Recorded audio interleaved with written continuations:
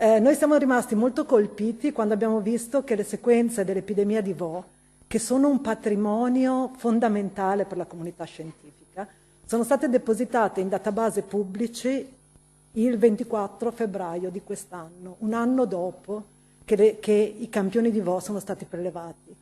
E questo per noi è inaccettabile da un punto di vista etico. In audizione di fronte alla quinta commissione della Regione, Antonia Ricci, direttrice dell'Istituto Zooprofilattico, non ha nascosto lo sconcerto per il ritardo con cui è stato messo a disposizione della comunità scientifica il sequenziamento del genoma del virus che ha colpito la comunità di Vo, eseguito da Andrea Crisanti. Vi assicuro che è un tesoro per la scienza, che però non doveva stare in un cassetto per quasi 12 mesi.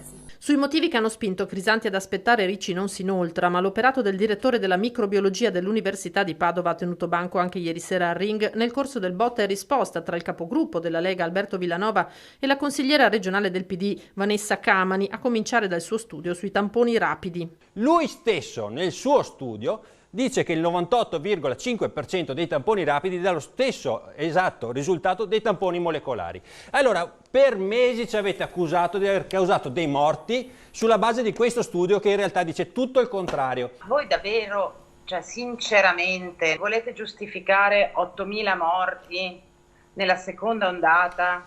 Mettendovi a disquisire se lo studio di Crisanti è vero o non è vero. Dobbiamo attrezzarci per dare delle risposte migliori. Inevitabile lo scontro sulla commissione d'inchiesta che dovrebbe fare chiarezza sul forte impatto della seconda ondata del virus in Veneto. Nessuno ha problemi a concentrarsi sui vari step dell'emergenza Avete paura, Covid. dice Camani. Noi abbiamo talmente paura che la rendiamo pubblica? Cioè abbiamo talmente tanta paura che voi volete tenerla segretata e noi vogliamo farla pubblica. Questo. Avete paura? No, la vera paura ce l'avete voi che vi portiamo via il giocattolino, perché volevate fare una commissione d'inchiesta con il risultato già scritto nella relazione di introduzione. Se non avete niente da nascondere, venite in commissione e accettate la nostra proposta.